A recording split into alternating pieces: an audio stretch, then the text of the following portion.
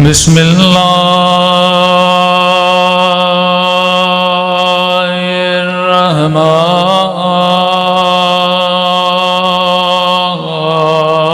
الرحمن الرحیم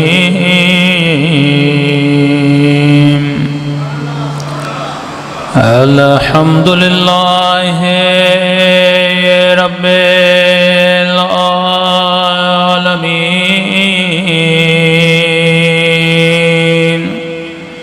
الحمد للہ کما هو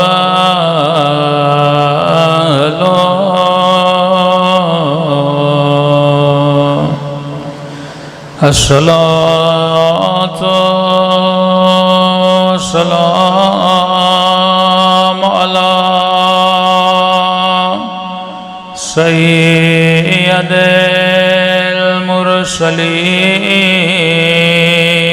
المرسلين وخاتم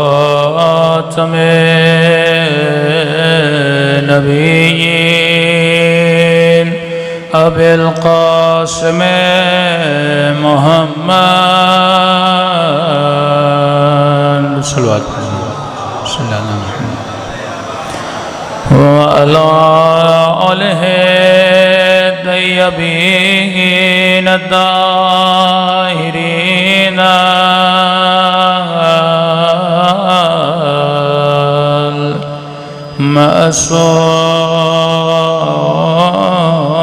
المعصومين سب مل کے دعائے امام سما اللہم کل ولیک حجت بن الحسن صلواتک علیہ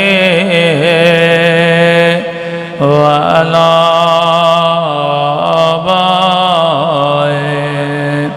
في هذه الساعة وفي كل ساعة وليا وحافظا وقائدا وناصرا ودليلا وعينا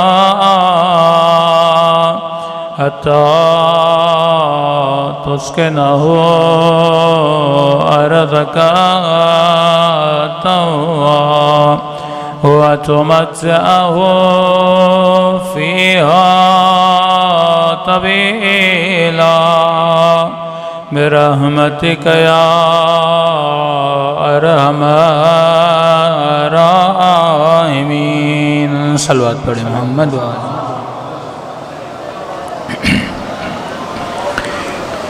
بسم اللہ الرحمن الرحیم رب اشرح لی صدری ویسر لی امری واحلل عقدۃ من لسانی یفقهوا قولی اما بعد فقد قال سبحانہ وتعالی بقیت اللہ خیر لکم ان کنتم مؤمنین صلوات پڑھے محمد وآل محمد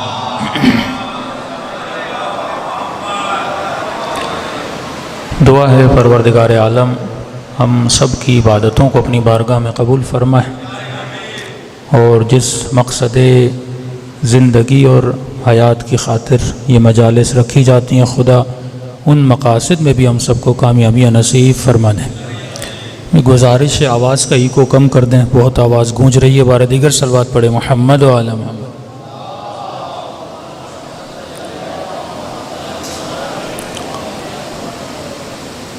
ماہ محرم الحرام کے دن انشاءاللہ کل سے شروع ہو جائیں گے اور محرم کا مطلب یہ ہوتا ہے کہ انسان خود کو ولایت کے لیے آمادہ کرے ایک وہ امام ہیں جو شہید ہو چکے اور دوسرے وہ امام ہیں جو امام حاضر ہیں تو اگر امام حسین کی معرفت انسان حاصل کرنا چاہتا ہے وہ تب تک حاصل نہیں ہو سکتی جب تک انسان امام زمانہ کی معرفت حاصل نہ کرے، کیونکہ وجود امام ہے جو ہمیں ولایت کے راستے تک پہنچا سکتا ہے۔ اس کے علاوہ کوئی نہ راستہ ہے نہ کوئی طریق ہے جو انسان کو ہدایت پہ لا سکتا ہے۔ اب صرف امام زمانہ کا ذکر کرنا، صرف اپنی مجلسوں کی ابتدا میں اللہم کل ولیک الحجۃ ابن الحسن پڑھنا اور مجلسوں کے اختتام میں امام زمانہ کو سلام کرنا، تو صرف سلام کرنے سے انسان کو معرفت نہیں ملتی، صرف دعا کرنے سے انسان کو ہدایت نہیں ملتی، ورنہ مسلمانوں کی وہ کون سی مسجد ہے جہاں دعائیں نہیں کی جاتی؟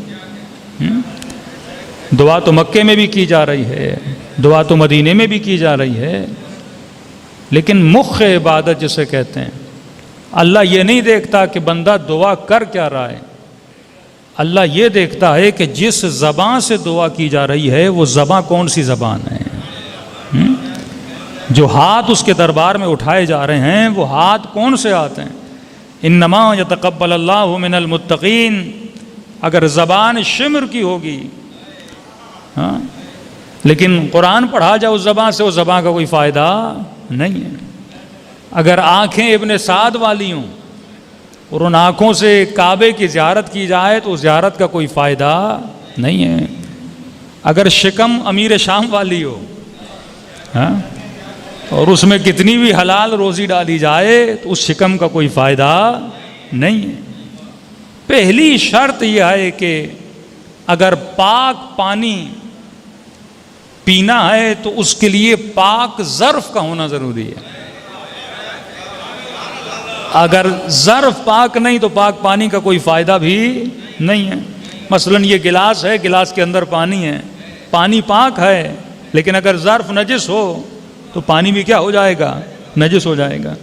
جس طرح اللہ کی اتنی رحمت پاکستان پہ برس رہی ہے، دن رات بارشیں برس رہی ہیں، لیکن سارا پانی نالے کے پانی میں مل کے کیا ہو جاتا ہے؟ ضائع ہو جاتا ہے نا۔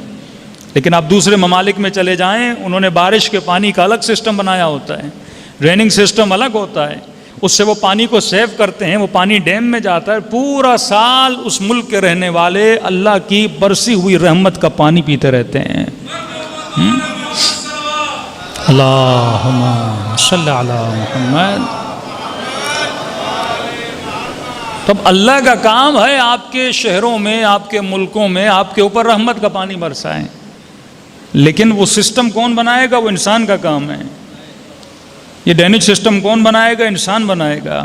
اللہ کی برسے ہوئے رحمت کے پانی کو الگ کون کرے گا؟ یہ انسان کرے گا۔ اللہ کا کام ہے کہ زمین میں تم ایک دانہ ڈالو، تھوڑی سی محنت کرو، اس کو 100 دانوں میں بدل کے نکالتا ہے، لیکن اس دانے کو کاٹنا، اس کو گندم بنانا، اس کو آٹا بنانا، اس کو گھر تک لانا، یہ کس کی ذمہ داری ہے؟ انسان کی ذمہ داری ہے۔ امام حسین کا کام تھا کہ کربلا جائیں اور پوری انسانیت کو پیغام دیں۔ سیدہ زینب کا کمال یہ تھا کہ بی بی کے صدقے میں آج یہ مجلسیں بپا ہو رہی ہیں۔ امام زین العابدین کا کمال یہ تھا کہ آج تمہارے گھروں میں صحیفے سجادیہ ہے، آج تمہارے گھروں میں مفاتیح الجنان ہے۔ تو ان کا کام ہے کہ چیزوں کو پلیٹ میں رکھ کے تمہارے گھروں تک پہنچانا، لیکن اس چیز کو کھانا، اس سے استفادہ کرنا، یہ کس کا کام ہے؟ انسان کا کام ہے۔ مسجد کا مؤذن زیادہ سے زیادہ اذان دے سکتا ہے، وہ یہی بول سکتا ہے کہ حی علی الصلاۃ، حی علی الفلاح، حی علی خیر العمل، آ جاؤ نماز کی طرف، آ جاؤ بہترین عمل کی طرف، آ جاؤ معراج عبادت کی طرف۔ وہ صرف صدا دے سکتا ہے، لیکن گھر سے چل کر مسجد میں آنا یہ کس کا کام ہے؟ تیرا کام ہے۔ محرم کا کام ہے مجلس عزا کا فرش بچھانا، لیکن اس مجلس سے فائدہ لینا کس کا کام ہے؟ آپ کا کام ہے۔ ماں بھی زیادہ سے زیادہ کھانا بنا کے پلیٹ میں رکھتی ہے، بہت زیادہ ماں مہربان ہو جائے وہ لقمہ بنا کے تیرے منہ میں ڈالے گی، لیکن لقمے کو چبانا کس کا کام ہے؟ تیرا کام ہے۔ اب یہ نہیں ہو سکتا کہ بندہ بولے چباؤں گا بھی نہیں، پیٹ میں ڈالوں گا بھی نہیں۔ اللہ فرماتا ہے نہیں، میں صرف تمہیں ہدایت کا راستہ دکھاتا ہوں، میں تجھے یہ بتاتا ہوں کہ انعمت علیہم کون ہے، تجھے کن کے راستے پہ چلنا ہے، لیکن ان کو تلاش کرنا یہ تیرا کام ہے، حسین کو ڈھونڈنا یہ تیرا کام ہے، امام زمانہ سے ملنا یہ تیرا کام ہے۔ اب تو ایک قدم بڑھاتا ہے، خدا 10 قدم بڑھاتا ہے۔ صلوات پڑھے محمد و آل محمد۔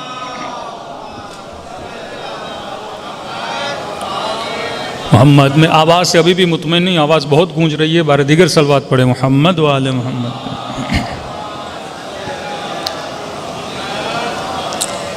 دیکھیے خطیب اور عوام کا جو لنک ہے وہ آواز کے ذریعے، اگر آواز ہی آپ تک صحیح نہیں پہنچے گی تو مجلس سمجھ رائے گا ہو جائے گی۔ بار دیگر صلوات پڑھے محمد و آل محمد۔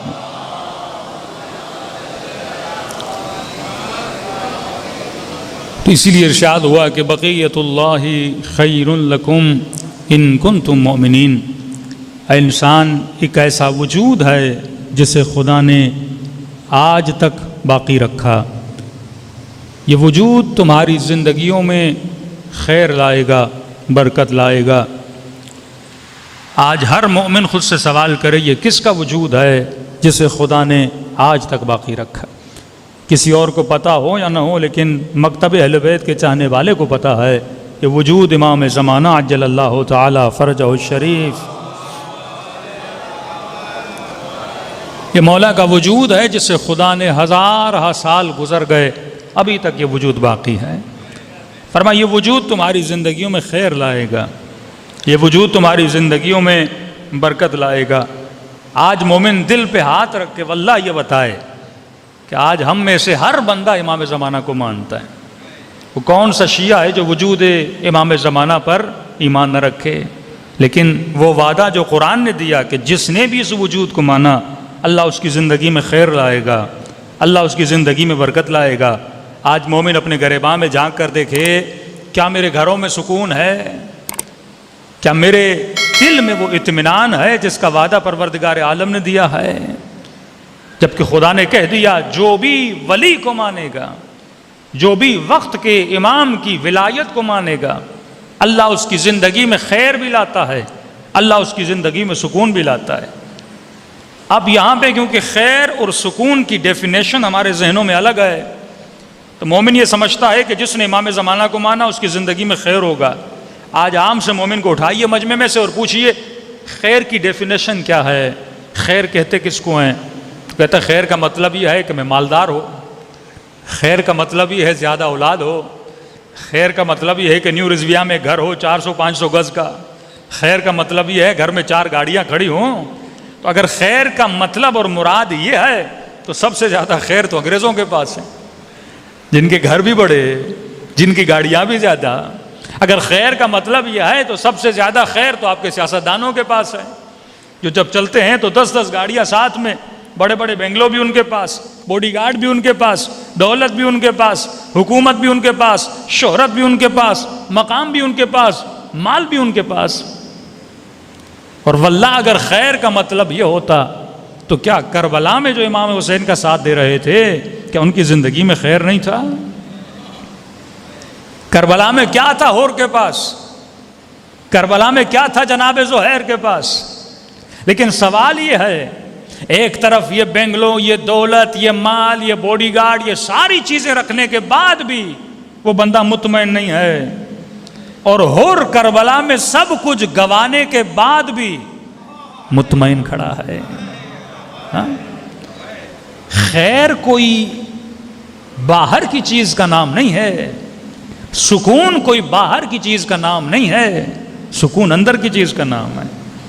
مثال دے رہا ہوں، آپ کو فون آیا بھائی آپ کے بچے کا ایکسیڈنٹ ہو گیا، خدا نخواستہ، ابھی آپ کو یہ نہیں پتا کہ مائنر ایکسیڈنٹ ہوا یا میجر ایکسیڈنٹ ہوا ہے، بس ایک فون لگی، ایک میسج آ گیا بچے کا ایکسیڈنٹ ہو گیا، جیسے پتا چلا فوراً دل جو ہے دھڑکنا شروع ہو جاتا ہے، اسٹریس انسان کی باڈی میں آ جاتا ہے، پریشانی انسان کی باڈی میں آ جاتی ہے۔ تو اس کا مطلب جو سکون ہے وہ باہر کی چیز کا نام نہیں ہے، سکون اندر کی چیز کا نام ہے۔ جیسے آپ کو پریشانی آتی ہے فوراً مضطرب کیا ہوتا ہے؟ انسان کا دل مضطرب ہو جاتا ہے۔ پریشان کیا ہوتا ہے؟ انسان کا دل پریشان ہو جاتا ہے۔ اب آئیے کربلا کے میدان میں ساری چیزوں کے دیکھنے کے باوجود بھی امام حسین کا دل مطمئن ہے، اور بیٹے کو شہید کروا رہا ہے لیکن دل مطمئن ہے۔ میثم تمار کو درخت سے باندھا گیا ہے، ہاتھوں کو کاٹا گیا ہے، زبان کو کاٹا گیا ہے، آنکھوں کو نوچا گیا ہے، لیکن جناب میثم تمار کا دل مطمئن ہے۔ تو اصل سکون تب ملتا ہے جب بندے کا دل مطمئن ہو۔ اب سوال یہ ہے کہ میرے دل کو وہ کون سی چیز ہے جو مضطرب کرتی ہے؟ اگر میرے دل کو بیٹا مضطرب کر رہا ہے، اگر میرے دل کو بیوی مضطرب کر رہی ہے، اگر میرے دل کو گاڑی مضطرب کر رہی ہے، اس کا مطلب میرا دل امام سے بندھا ہوا نہیں ہے، میرا دل گاڑی سے بندھا ہوا ہے۔ اب گاڑی کو اسکریچ لگ گیا، گاڑی کا دروازہ ٹوٹ گیا، گاڑی کا ایکسیڈنٹ ہو گیا، فوراً دل کیا ہو جاتا ہے؟ دھڑکنا شروع ہو جاتا ہے۔ میرے دل کی کنجی بچے کے ساتھ بندھی ہوئی ہے، اللہ نے بچہ چھین لیا، میرا دل مضطرب ہو جاتا ہے۔ میرے دل کی جو محبتیں ہیں وہ میرے گھر کے ساتھ جکڑی ہوئی ہیں، اچانک گھر گرا، سیلاب آ گیا، گھر کی دیوار گر گئی، بڑی محنت سے میں نے دیواریں بنائی، اس کا رنگ خراب ہو گیا، فوراً دل کیا ہو جاتا ہے؟ مضطرب ہو جاتا ہے۔ تو سوال یہ ہے وہ کون سی چیز ہے جو تمہارے دل کو دھڑکا رہی ہے؟ اگر دل امام زمانہ کی محبت میں دھڑک رہا ہے یہ دل مطمئن رہے گا، لیکن اگر دل دنیا کی محبت میں دھڑک رہا ہے یہ دل ہمیشہ مضطرب رہے گا۔ کیوں؟ کیونکہ دنیا کو بقا نہیں ہے، دنیا کو فنا ہے۔ حسین سے حسین عورت سے شادی کر لو، دل خوش، کیونکہ دل کو حسن پسند ہے، دل بڑا خوش ہے کیونکہ حسین خاتون سے شادی ہو گئی، اور خدا نہ خواستہ کوئی ایسی بیماری ہو گئی، کوڑ کی بیماری ہو گئی، اس کا حسن چلا گیا، چمڑی خراب ہو گئی، دل کیا ہو جائے گا؟ مضطرب ہو جائے گا، کیونکہ اس نے حسن کی وجہ سے شادی کی تھی، جیسے حسن گیا دل مضطرب ہو گیا، بندہ بڑا پریشان ہے، نوکری مل جائے، نوکری مل جائے، اب اس کو 50,000 تنخواہ والی، 60,000 تنخواہ والی نوکری مل گئی، اب اس کا دل کیا ہے؟ بڑا مطمئن ہے، بڑا خوش ہے، لیکن جیسے کوئی افسانہ ہوا، اس کی نوکری اس کے ہاتھ سے نکل گئی، دل کیا ہو گیا؟ مضطرب ہو گیا۔ مطلب تمہارا دل جو ہے وہ تمہارے امام کے اشاروں پہ نہیں چل رہا، وہ دنیا کی محبت کے اشاروں میں چل رہا ہے۔ تو اگر سکون اور اطمینان چاہتے ہو، جب تک دل کی کنجی، جب تک تمہارے دل پر ولی خدا کی حکومت نہیں ہوگی، تب تک تمہارے وجود میں سکون نہیں آ سکتا۔ صلوات پڑھے محمد و آل محمد۔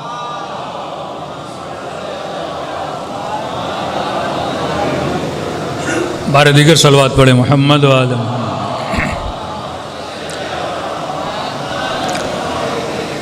تو پورے قرآن میں کئی مرتبہ لفظ قلب آیا ہے۔ اب مومن یہ سمجھے کہ قلب کا مطلب یہ گوشت کا لوتھڑا ہے۔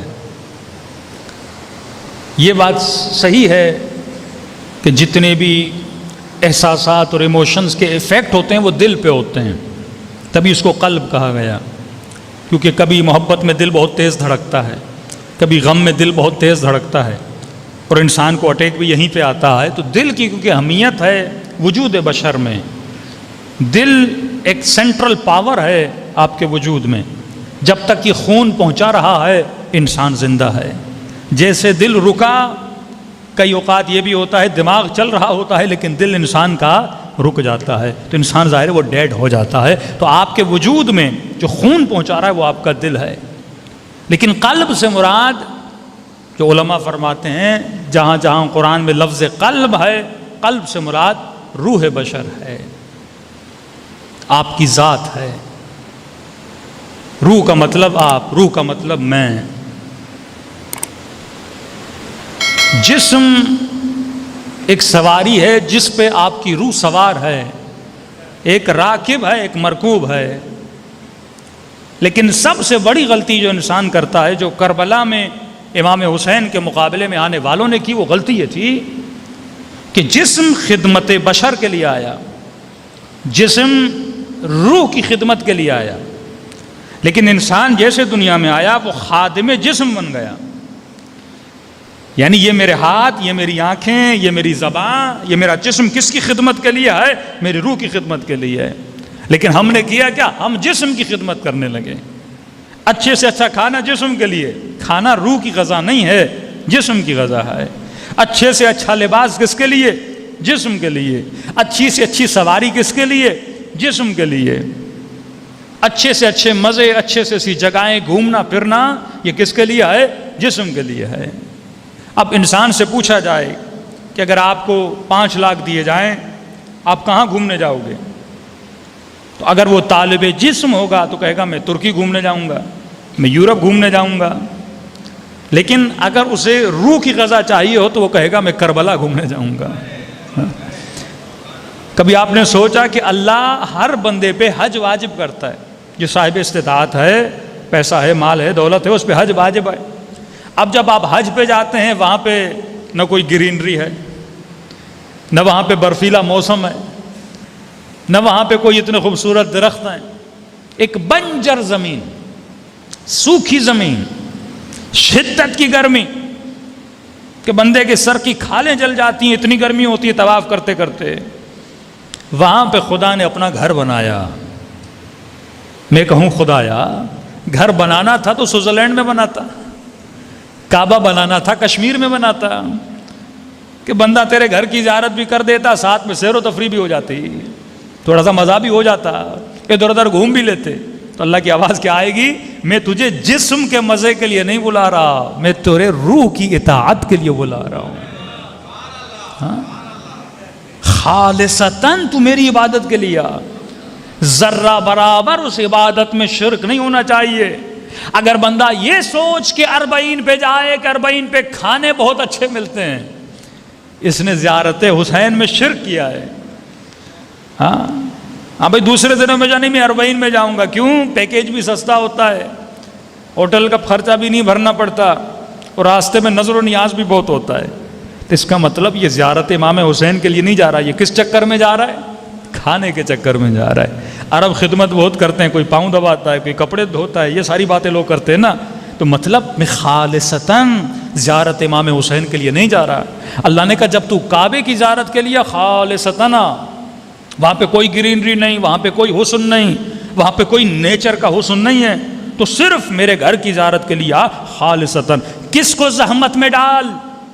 اپنے جسم کو، جس سواری پر تو سوار ہے اسے زحمت میں ڈال، کیونکہ یہ کبھی بھی خود کو زحمت میں ڈالنا نہیں چاہتا۔ آپ 1 مہینہ رمضان کے روزے رکھو گے، 3 دن عید مناؤ گے، چوتھے دن آپ کے لیے روزہ رکھنا بڑا مشکل ہوتا ہے، کیونکہ 1 مہینہ یہ تکلیف میں چلتا ہے، اور اس کو تکلیف پسند نہیں ہے۔ جسم ہمیشہ آسائش چاہتا ہے، جسم ہمیشہ سکون چاہتا ہے، لیکن روح جسم کی آسائش کو پسند نہیں کرتا، روح اپنی آسائش کو پسند کرتا ہے۔ اور روح کی آسائش کس میں ہے؟ روح کی آسائش پروردگار عالم کی محبت میں ہے اور اس کی اطاعت میں ہے۔ اب بندے کو اگر اللہ کی اطاعت میں مزہ نہیں آ رہا، یہ نہ سمجھے کہ میرے روح کو مزہ نہیں آ رہا، آپ کے جسم کو مزہ نہیں آ رہا، کیونکہ جسم دنیا کی لذتوں کو پسند کرتا ہے اور روح آخرت کی لذتوں کو پسند کرتی ہے۔ صلوات پڑھے محمد و آل محمد پہ۔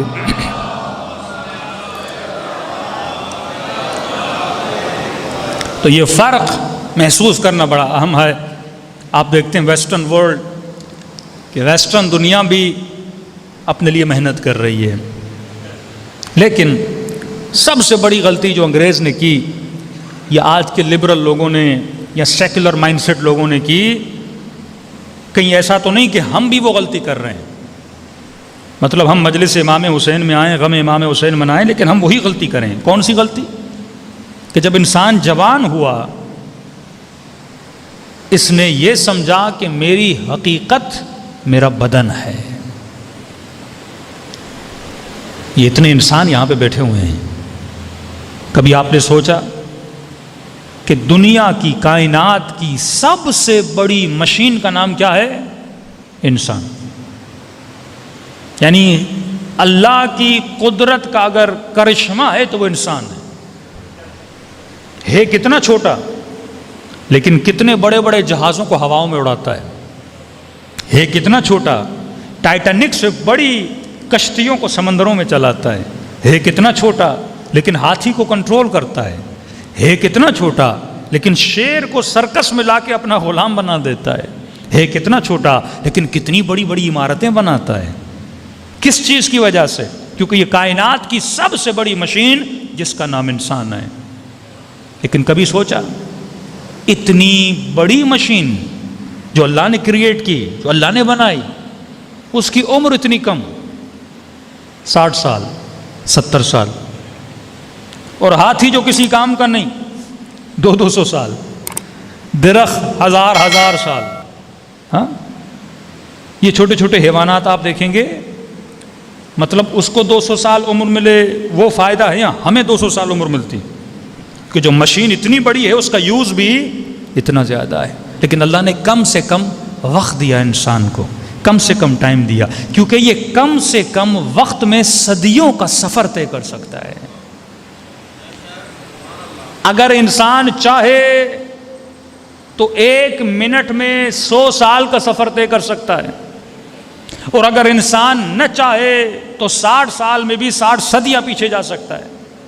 مثال دوں گا آپ کو، جناب حر، ایک رات میں حر نے 1000 سال کا سفر طے کر دیا، ایک رات تھی۔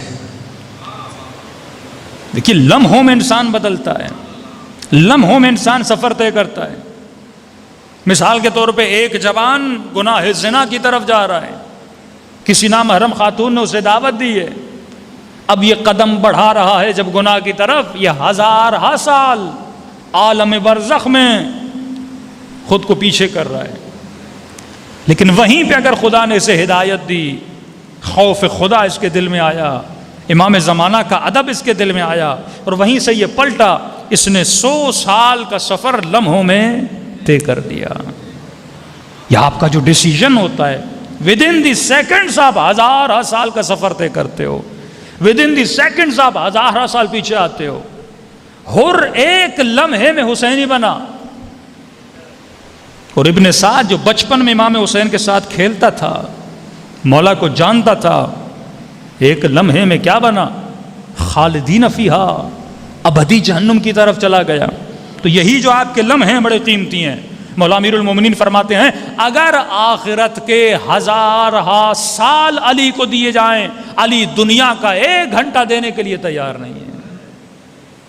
دنیا ہے تو کم، منیمم دنیا میکسیمم آخرت کو بناتی ہے، منیمم دنیا ابدیت کو بناتی ہے۔ یہاں گناہ 5 منٹ کا ہوتا ہے، لیکن وہاں سزا ہمیشہ کے لیے ہوتی ہے۔ یہاں ثواب 5 منٹ کا ہوتا ہے، لیکن جنت ہمیشہ کے لیے ہوتی ہے۔ یہ خنجر جو امام حسین کے گلے پہ چلا تھا، کتنے منٹ کے لیے چلا ہوگا؟ میکسیمم 2 منٹس 3 منٹس امام حسین کے گلے پہ خنجر چلا ہوگا، لیکن یہ خنجر کا چلنا جس نے شمر کو ہمیشہ کے لیے جہنمی بنا دیا۔ اور حر کو کتنے منٹ لگے ہوں گے خیمے سے نکل کر امام حسین تک پہنچنے میں؟ چند ہی منٹ لگے ہوں گے، لیکن ان چند منٹ میں حر حسین کی طرف سفر نہیں کر رہا تھا، بلکہ اپنی جنت کی طرف سفر کر رہا تھا۔ تو یہ آپ کے لمحے ہیں جو آپ کی زندگی میں سکون بناتے ہیں۔ یہ 1 گھنٹہ جو مجلس امام حسین میں آتے ہو، یہ مت سمجھنا یہ تمہاری زندگی کا 1 گھنٹہ ہے، بلکہ یہ 1 گھنٹہ نہیں ہے، تو 1000 سال اپنی آخرت کو بنا رہا ہے، عالم برزخ کو بنا رہا ہے۔ صلوات پڑھے محمد و آل محمد۔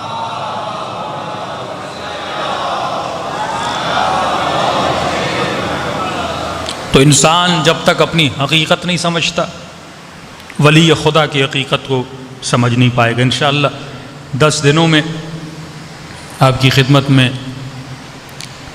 معرفت امام اور معرفت نفس، جب تک اپنی معرفت نہیں تب تک امام کی معرفت نہیں، جب تک اپنی معرفت نہیں تب تک خدا کی معرفت نہیں۔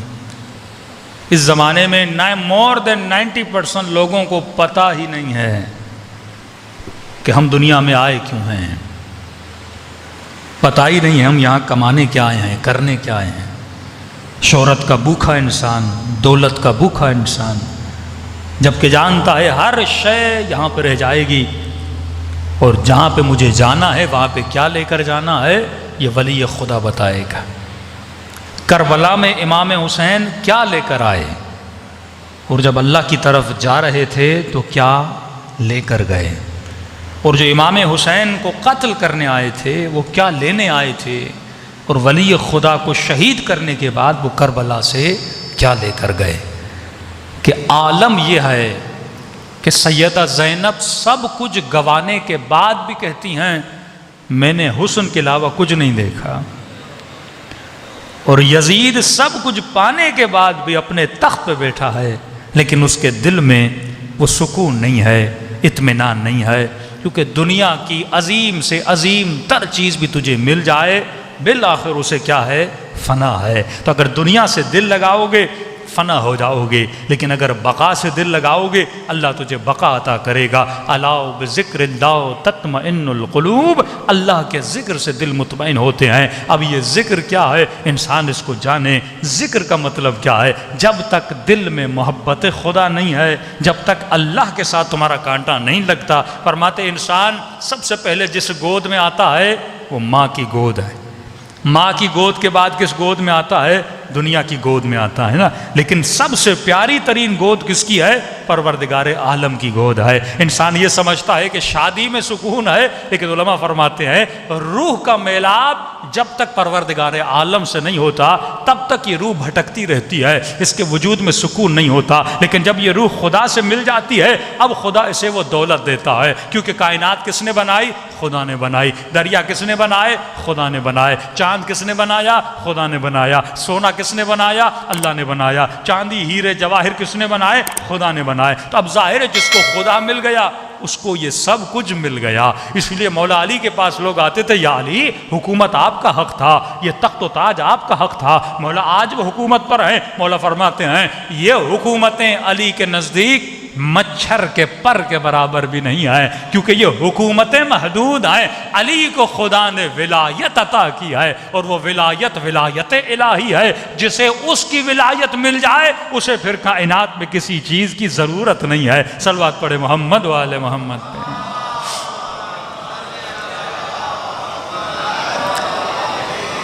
تو یہاں پہ ہم ولی بننے کے لیے آئے ہیں، یہاں کوئی زرداری اور خان اور نواز بننے کے لیے نہیں آیا، یہاں حقیقی ولایت لینے کے لیے آپ آئے ہو۔ اور وہ ولایت اگر کسی کو مل جائے تو یہ دل جن چیزوں کی وجہ سے دھڑکتا ہے اس دل میں سکون آ جائے گا۔ وہ خاک کی زمین پر بھی بیٹھا ہو لیکن بندہ کیا ہوگا؟ مطمئن ہوگا۔ اب ایک مرتبہ امیر شام اپنے تخت پہ تھا اور بڑا خوش کہ اتنے میرے چاہنے والے، اتنے میرے ماننے والے۔ تو امر عاص آپ جانتے ہیں کہ یہ بھی اللہ کی دین ہے، خدا کسی کو تیز دماغ دیتا ہے۔ جناب مختار بہت تیز دماغ کے مالک تھے، کیس، ہوشیار، تیز تھے۔ اللہ آپ کو 3-4 بچے دیتا ہے، ایک بچہ آپ کا بڑا تیز ہوتا ہے، اللہ کی دین ہے۔ اب اللہ اگر آپ کو نعمت دے رہا ہے، آپ اس نعمت کو یوز کہاں کر رہے ہو؟ دنیا میں جتنے فسادات ہوئے وہ ان پڑھ لوگوں نے نہیں کیے۔ دنیا میں آپ جتنی تباہی دیکھ رہے ہیں نا، یہ کہتے ہیں نا بھائی بچے پڑھاؤ، پڑھے لکھوں سے معاشرہ بنتا ہے۔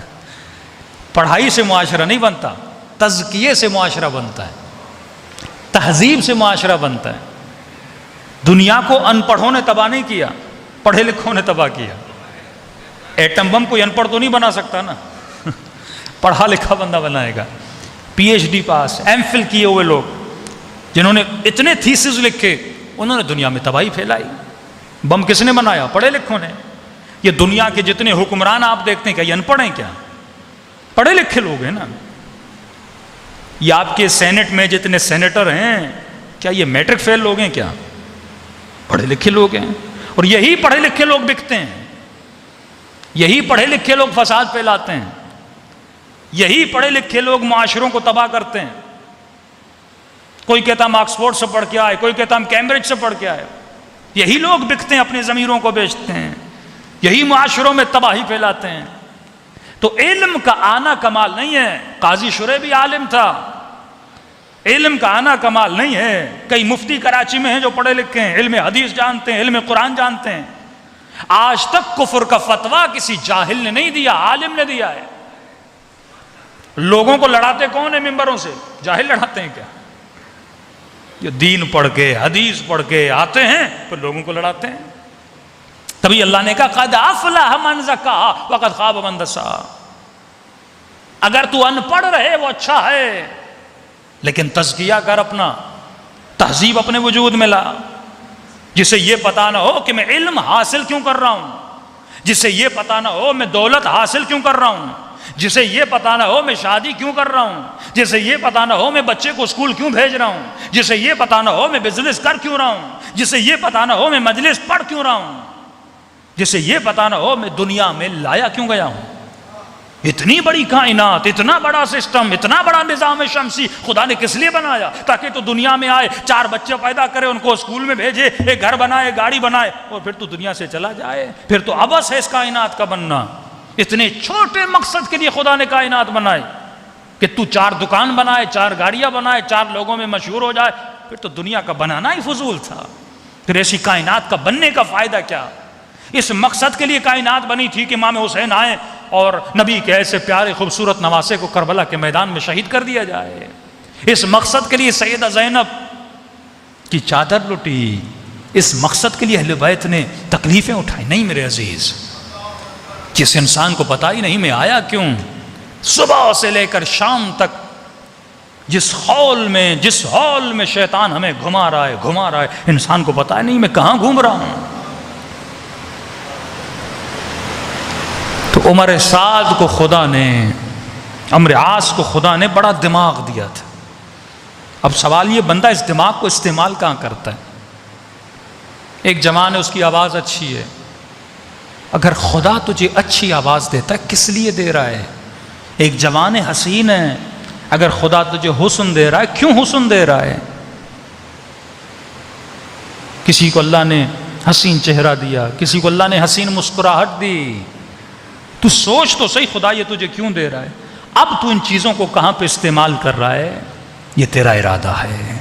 اس کا کام ہے عطا کرنا، تیرا کام ہے اس کی عطا کو صحیح راستے پہ استعمال کرنا.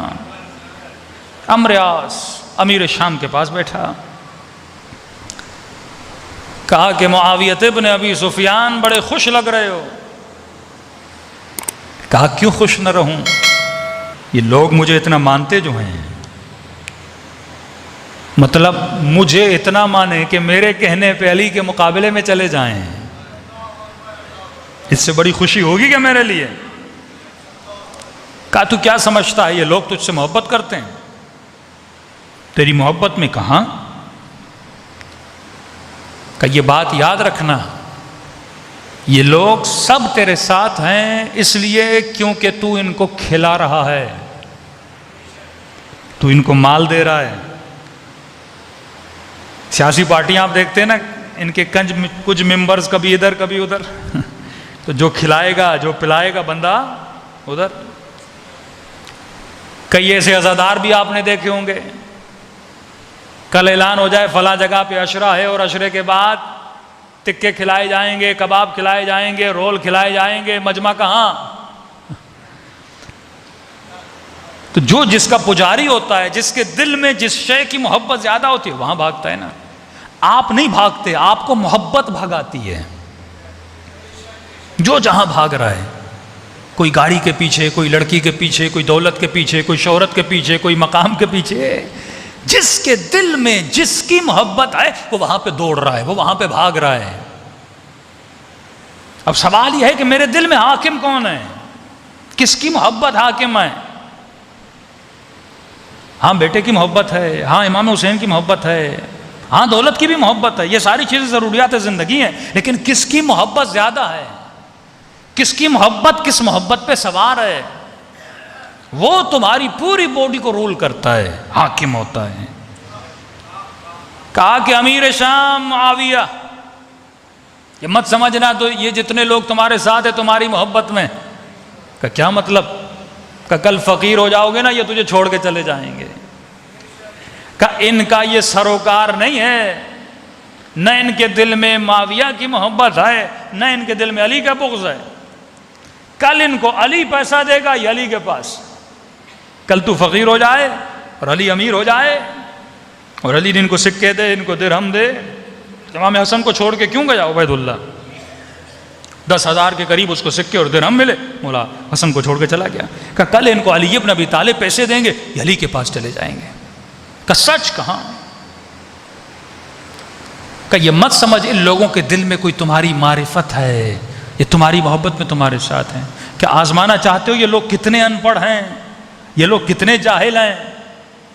کہاں آزمانا چاہتا ہوں. اس نے کہا ٹھیک ہے تو مجھ پہ چھوڑ دے. اس نے پورے شہر میں اعلان کیا کہ بھائی وقت کے بادشاہ امیر شام کی مجبوری ہو گئی ہے، وہ جمعے کے دن یہاں نہیں ہوں گے، ان کو سفر کرنا ہے اور بہت اہم سفر ہے، لہٰذا اتنے عظیم بادشاہ، اتنی عظیم شخصیت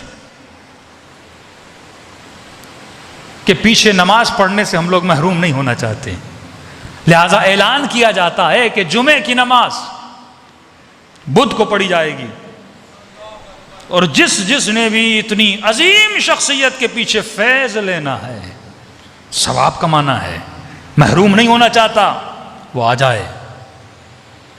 پورے شام کے لوگ جمع ہوئے، بدھ کے دن امیر شام نے جمعے کے خطبے دیے، جمعے کی نماز پڑھائی، نماز ختم ہوئی، امر اعظم بھی پیچھے نماز پڑھ رہا ہے، اور اتنے خوشی کے عالم بھی اپنے دربار میں پہنچا اور کہا امر اعظم تو کیسی باتیں کر رہا ہے، تو کہتا ہے یہ لوگ دیندار نہیں، تو کہتا ہے یہ لوگ متدین نہیں، تو کہتا ہے یہ لوگ جاہل ہیں، تو کہتا ہے یہ لوگ بے دین ہیں، یہ مال کی وجہ سے میرے پیچھے ہیں، اگر ایسا ہوتا یہ کبھی میرے پیچھے نماز نہ پڑھتے۔ امر اعظم نے کہا امیر شام لگتا ہے آپ کو بھی پتہ نہیں لگا، آپ نے جمعے کی نماز بدھ کے دن پڑھا دی ہے۔ وہ کیسا دیندار ہے جسے یہ تمیز نہیں ہے کہ ان کا کوئی سروکار نہیں ہے، آپ پیسہ دے رہے ہو، جمعے کی نماز ہفتے کو بھی پڑھاؤ یہ پڑھ لیں گے، یہ اپنا دین بیچنے کے لیے تیار ہے مال کی خاطر۔ یہاں پہ امیر شام چونکا کہ یہ بڑے خطرناک لوگ ہیں، کل تو یہ مجھے بھی مارنے پہ تل کے آئے کہ کوئی ان کو پیسہ دے دے، کوئی ان کو دولت دے دے، کہ یہ مت سمجھو یہ تیری محبت میں تیرے ساتھ، مال کی محبت، دنیا کی محبت، پیسے کی محبت، کہ کیا کریں کہ مجھ پہ چھوڑ دو۔ تیز تو تھا، بڑا ہوشیار تھا۔ دشمن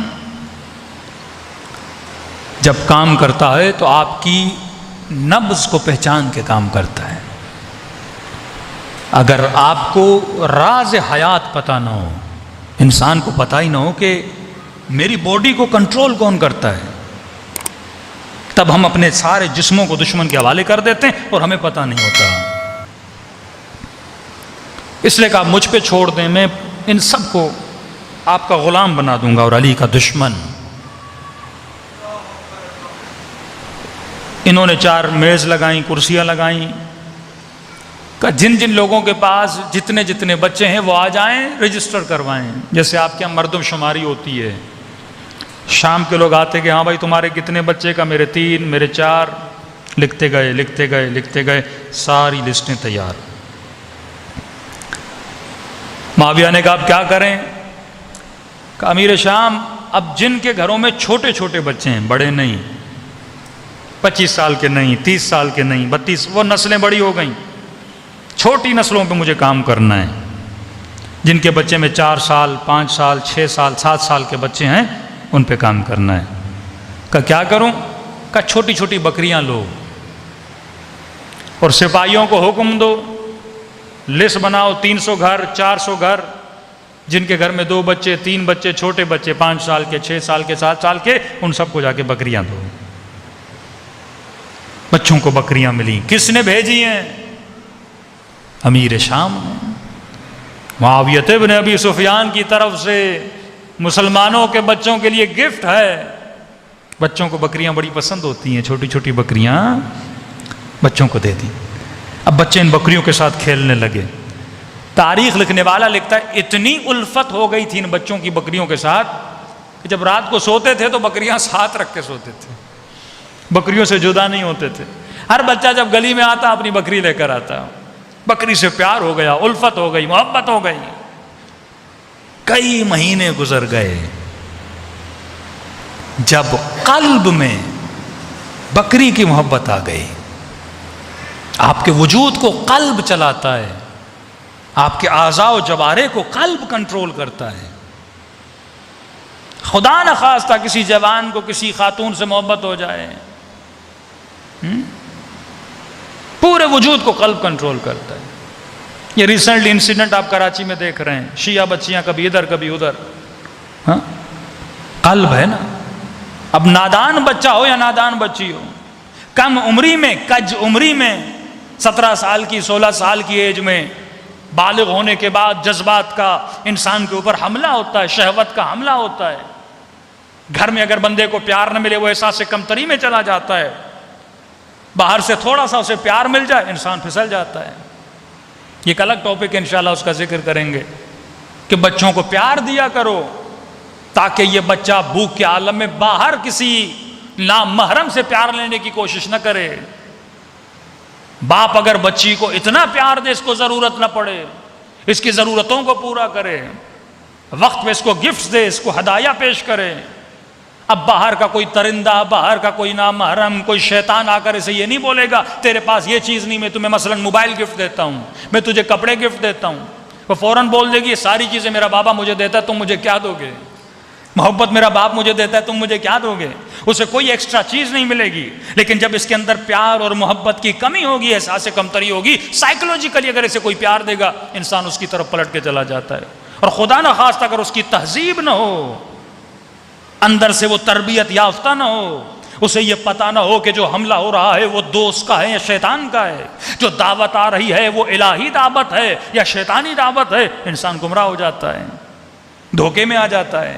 یہی تو کام ولایت اہل بیت کا ہے کہ آپ کو یہ پہچان دلائے کہ انسان ہر بلاوے پہ لبیک نہ کہو، ہر نعرے پہ جواب نہ دو، ہر سوالی کے سوال پہ جواب نہ دو. پہلے یہ دیکھو تجھے بلانے والا حسین ہے یا یزید ہے، تجھے آواز دینے والا تیرا امام ہے، پروردگار عالم کون ہے. تو بچوں کے دلوں میں چھوٹی چھوٹی بکریوں کی محبت چلی گئی. اب جب محبت آ گئی، رات کے اندھیرے میں کہا سپاہی بھیجو. معاویہ نے کہا تو کر کیا رہا ہے؟ پہلے لسٹیں لکھوائیں، بچوں کو بکریاں دلوائیں، اب کہہ رہے بکریوں کو لے کر آؤ. کہا آپ نہیں سمجھ رہے، آگے دیکھتے جائیے میں کیسی نسلیں تمہارے لیے تیار کروں گا، وہی نسلیں جو کربلا میں جا کے حسین کا قتل کریں گی، وہی نسلیں جو آج تک باقی ہیں دشمنی اہل بیت علیہ الصلوۃ والسلام میں. کب بکریوں کو لوگ اب کیا کریں؟ کہ جب بچے پوچھیں کہ یہ بکریاں ہم سے کون چھین رہا ہے. دیکھیے نا، ایک ماں کو جب اپنے بچے سے پیار ہو، اب اس کا سگا بھائی، اس کی سگی بہن، کوئی دوست اس سے اس کا بچہ چھین لے اور اس کے سامنے اس کے بچے کو مارنا شروع کر دے، اتنی دشمنی اس کے دل میں آ جاتی ہے. اب بچوں کے دل میں الفت، ایک کھلونا بھی بچے سے کوئی چھینے نا، بچے کو بندہ اچھا نہیں لگتا. بکریاں چھینی اور انہی نو نہال بچوں کے سامنے ان بکریوں کو ذبح کیا. اور جب بچوں نے پوچھا یہ بکریاں کون، تم ہو کون جو ہم سے یہ چیزیں چھین رہے ہو، جو ہماری ہیں، ہمیں گفٹ دی گئی ہیں، ہم نے انہیں بڑا کیا ہے، رات کو ان کے ساتھ سوتے، صبح شام دوپہر جن کو چارہ دیے بچے دیتے تھے. کہ کون، کس نے تمہیں بھیجا ہے؟ تو کہا ہمیں علی نے بھیجا ہے. بکریوں کو ذبح کیا. کیوں ذبح کر رہے ہو؟ کہ علی نے حکم دیا ہے. اب اس نے امیر شام کو کہا یہ وہ نسلیں ہیں جو بڑی ہوں گی اور تیرے لیے لڑیں گی. کس کی دشمنی میں؟ علی کی دشمنی میں. میں نے بچپن میں ان کے دل میں کس کی دشمنی ڈال دی ہے؟ علی کی دشمنی ڈال دی ہے. اب سوچو جب تمہارے چھوٹے بچے مجلس امام حسین میں آتے ہیں، تم اس کے دل کے پیالے میں کس کی محبت ڈال رہے ہو؟ حسین کی محبت ڈال رہے ہو. اور کس کی نفرت بھر رہے ہو؟ یزید کی نفرت بھر رہے ہو. اسی طرح یہی تمہارے بچے جب ٹی وی پر بیٹھتے ہیں تو ٹی وی والے اس کے دل میں کس کی محبت ڈالتے ہیں؟ شیطان کی محبت ڈالتے ہیں. یہی تمہارا بچہ ایک بہت ماڈرن اسکول میں جا کے جب پڑھتا ہے کہ مولانا انگلش میڈیم اسکول ہونا چاہیے، لیکن باپ کی یہ توجہ نہیں جو اسے پڑھانے والی ٹیچر ہے اس کے دماغ میں کون سا گند بھرا ہوا ہے، وہ تربیت یافتہ ہے کہ نہیں ہے، وہ اس کے دل میں کس کی محبت کو بھر رہی ہے. اب مختلف محبتیں جب تمہارے بچے کے دل کے پیالے میں چلی جائیں گی، پھر یہ بچہ کبھی مجلس میں ہوگا، کبھی گانے سن رہا ہوگا، کبھی اچھے کپڑے، کبھی پھٹے ہوئے کپڑے، کبھی کربلا میں نظر آئے گا، کبھی کسی بری جگہ پہ نظر آئے گا، کیونکہ محبتیں دل میں کیا ہو چکی ہیں؟ بڑھ چکی ہیں۔ ایک مکس تم نے جوس بنا دیا اس کے دل میں، کبھی اسے یہ اچھا لگتا ہے، کبھی اسے وہ اچھا لگتا ہے۔ لیکن اگر اس کے دل میں صرف اور صرف ولی خدا کی محبت ہوتی، یہ بھی جناب قاسم کی طرح جملہ بولتا کہ جب چچا نے پوچھا قاسم کیف عندک الموت، فرمائے چچا احلا شہد سے زیادہ میٹھی ہے۔ جب تصور امام تمہارے دل میں بناتا ہے تو مولا فرماتے ہیں مومن شہد کی طرح میٹھا ہوتا ہے۔ مومن سے کوئی رنجیدہ نہیں ہوتا۔ مومن جس کی محفل میں بیٹھتا ہے لوگ تمنا کرتے ہیں یہ ہمارے بیچ میں رہے، کیونکہ یہ شہد کی طرح میٹھا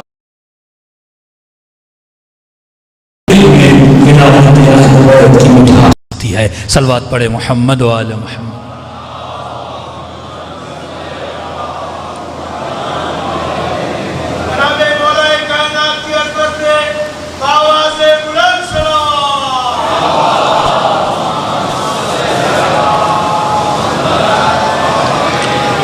وقت بہت ہو چکا، گزارش ہے کل اگر ٹائم پہ آپ لوگ آ جائیں، کیونکہ کچھ ٹاپکس ایسے ہوتے ہیں جو ریلیٹڈ ہوتے ہیں۔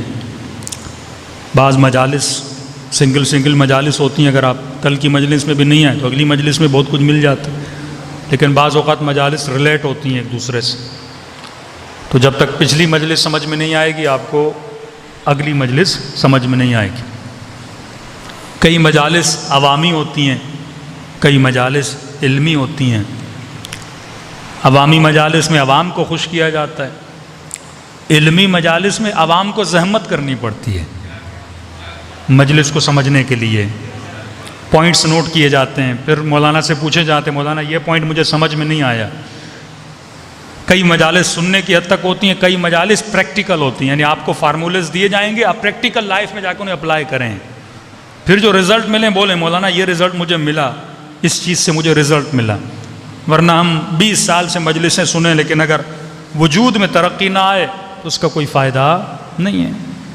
اگر آج علی والا ہی بے سکون ہو پھر اس ولایت کا فائدہ کیا؟ آج حسین کرنے والا ہی سکون میں نہ، اس کی زندگی میں ہی مزہ نہ ہو، پھر ہم کیا دوسروں کے لیے رول ماڈل بنیں گے؟ ہماری سوسائٹیز رول ماڈل ہونی چاہیے، ہمارے کیریکٹرز رول ماڈل ہونے چاہیے، کہ دنیا دوڑتی ہوئی آئے کہ تمہارے پاس کون سا معجون ہے جس کی وجہ سے تو اتنا خوش و خرم ہے، کون سی چیز ہے تمہارے پاس جس کی وجہ سے تو اتنا سکون اور اطمینان سے زندگی بسر کر رہا ہے۔ جب میرے پاس ہی وہ معجون نہیں ہے میں دنیا کو اپنی طرف کیسے اٹریکٹ کر سکتا ہوں؟ بہترین ذکر محمد اور آل محمد۔ دلوں کو کربلا لے کر چلیں اور سلام کریں اپنے آقا کی مظلومیت کہ خدا حسین کے صدقے میں ہمیں ایسا بنائے جیسا امام حسین ہمیں دیکھنا چاہتے ہیں۔ ان دنوں میں کثرت سے سلام کیا کریں امام حسین کو، پانی پئیں، مولا کو سلام کریں، سیدہ سکینہ کو سلام کریں، اور کوشش کریں کہ دل اگر غمگین ان دنوں میں تو سمجھیں کہ دل میں معرفت آ چکی ہے۔ پچھلے زمانوں میں محرم شروع ہوتا تھا لوگ ہنسنا بھول جاتے تھے، گھروں میں سادہ کھانا بناتے تھے۔ اگر تیرا عقیدہ ہے کہ ان دنوں میں اہل بیت تمہارے گھروں میں آتے ہیں تو گھر تو ایسے ہونے چاہیے نا۔ لوگ بال بنانا بھول جاتے تھے، داڑھی سیٹ کرنا بھول جاتے تھے، لیکن افسوس سے اب محرم آتا ہے لوگ بالوں کو کلر کرنا شروع کر دیتے ہیں، داڑھیوں کو رنگ لگانا شروع کر دیتے ہیں، نئے فیشن آنا شروع ہو جاتے ہیں۔ کسی نے کہا مولانا فلاں نوح خان ہے، اس نے کوئی 40,000 اپنے بالوں کو پتہ نہیں کیریٹن ویریٹن کیا کرنے کے لیے خرچ کی۔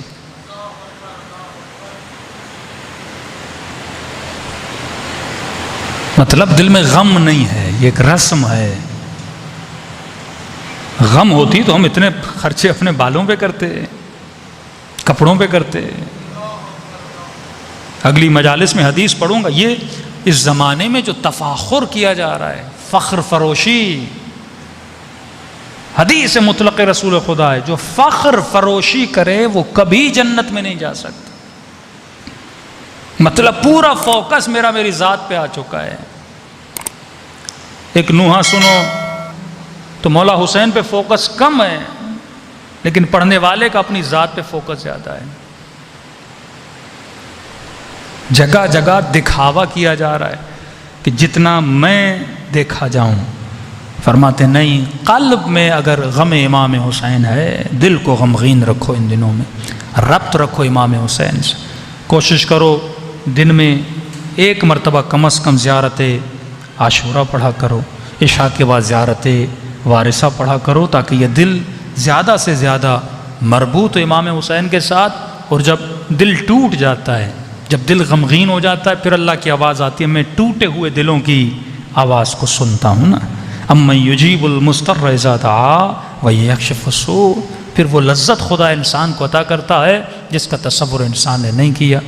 جسم امام بارگاہ میں ہیں، لیکن اپنی فکر کو، اپنی ارواح کو کربلا کی طرف متوجہ کرے، اور سب مل کے اپنے آقا امام حسین کو سلام پیش کرے۔ السلام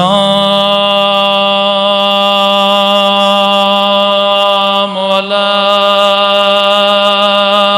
الحسین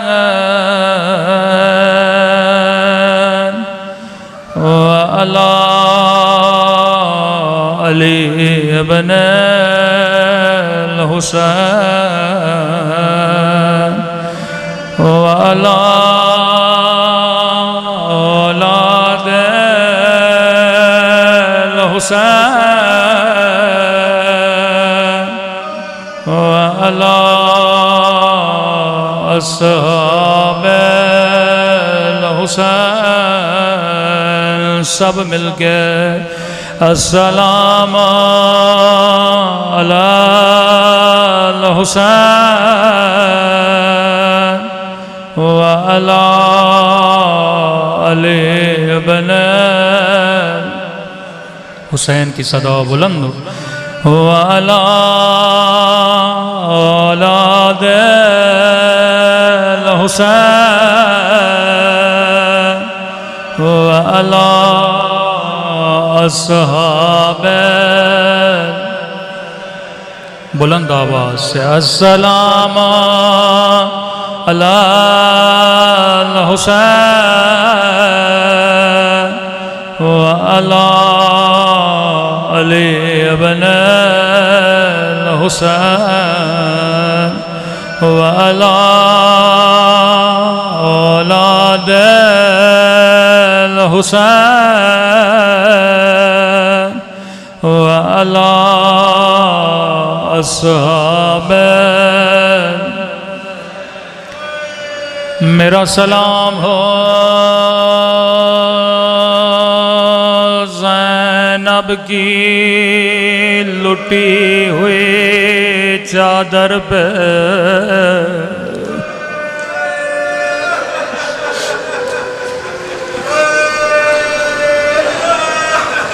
میرا سلام ہو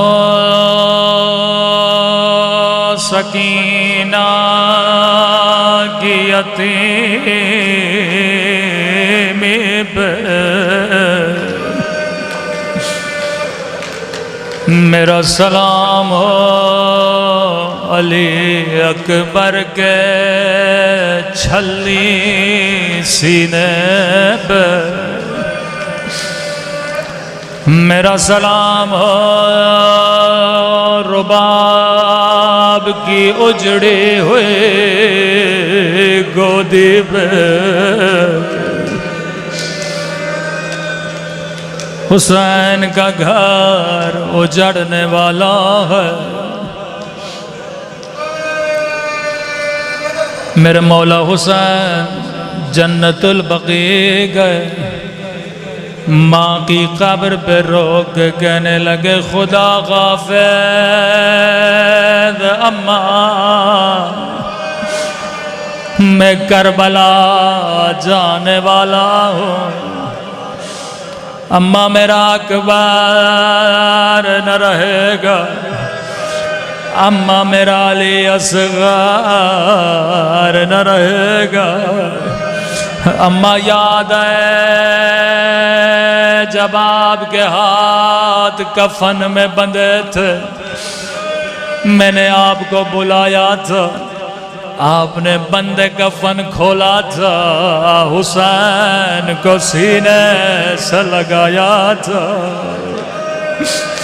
اما یہ کہنے آیا ہوں شام غریب آئے گی، اما اس وقت بھی آنا، اپنے حسین کو سینے سے لگانا۔ بڑی محبت تھی امام حسین کو اپنی ماں زہرا سے۔ فرمایا عباس نام لکھو، کون کون سے بچے ہمارے ساتھ چلیں گے۔ غازی نے نام لکھنا شروع کیا۔ جب صغرا کا نام آیا فرمایا عباس میری صغرا ساتھ نہیں چلے گے۔ عباس صغرا بیمار ہے، میری بچی کی 4 پائی گھر کے دروازے پہ رکھ دو، سب بیویوں کو کہو صغرا سے خدا حافظ کرے۔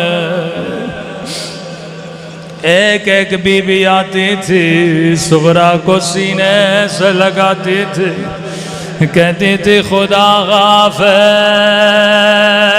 صغرا، اگر زندگی رہی پھر ملیں گے۔ بڑی صابرہ بی بی تھی، ایک ایک بی بی سے گلے ملتی رہی، خدا حافظ کرتی رہی۔ ایک مرتبہ بی بی زینب نے سینے سے لگایا، کہا خدا حافظ صغرا، اگر زندگی رہی تو پھر ملیں گے۔ جیسے بی بی زینب جانے لگے، صغرا نے پھوپھی کا دامن پکڑ لیا، کہنے لگی پھوپھی اماں میں سمجھ گئے اب میرا بابا واپس نہیں آئے گا، اب میرا اکبر واپس نہیں آئے گا، میرے بابا کا گھر اجڑ گیا۔ بی بی زینب نے سینے سے لگائے کہ صغرا اس بات کا علم میرے علاوہ حسین کے علاوہ کسی کو نہیں، بتا تجھے کس نے بتایا؟ رو کے کہنے لگی پھوپھی اماں میں بیمار ہوں، مجھے راتوں کو نیند نہیں آتی، آدھی رات کا وقت تھا، میں نے کیا دیکھا آسمان سے ایک اماری اتری، اماری سے کالے برقعے میں بی بی باہر آئی، زمین پہ بیٹھی خاک کو سر پہ ڈال کے کہنے لگی میرے لال حسین، تیری ماں زہرا تجھے کہاں روئے گے، او کربلا میں روئے گے یا کوفے کی بازار میں۔ بی بی زینب بڑا روئے، مولا حسین کے پاس آئی، فرمایا بھیا حسین اگر صغرا کے نہ چلنے کی وجہ اس کی بیماری ہے، میں زینب وعدہ کرتی ہوں صغرا کا خیال رکھوں گے، اپنے ہاتھوں سے کھانا کھلاؤں گے۔ مولا نے فرمایا بہن زینب میرا بھی دل ہے کہ صغرا چلے، لیکن حسین کی مجبوری سمجھو، حسین کیسی مجبوری. فرمایا بہن زینب جتنے بچے بھی ساتھ چل رہے ہیں ان میں سے کسی کی شکل بابا علی سے ملتی ہے، کسی کی شکل بھیا حسن سے ملتی ہے. بہن زینب میں امام ہوں، علم امامت سے جانتا ہوں، میرے شہید ہونے کے بعد تیرے ہاتھوں میں رسیاں تیرے سر سے چادر چھین جائے گی. او بہن زینب میری صغرا کی شکل میری اماں زہرا سے ملتی ہے. او میں نہیں چاہتا میری اماں کی شبیہ او بازاروں میں پہرائی جائے او شرابی کی دربار میں. اللہ لعنت اللہ.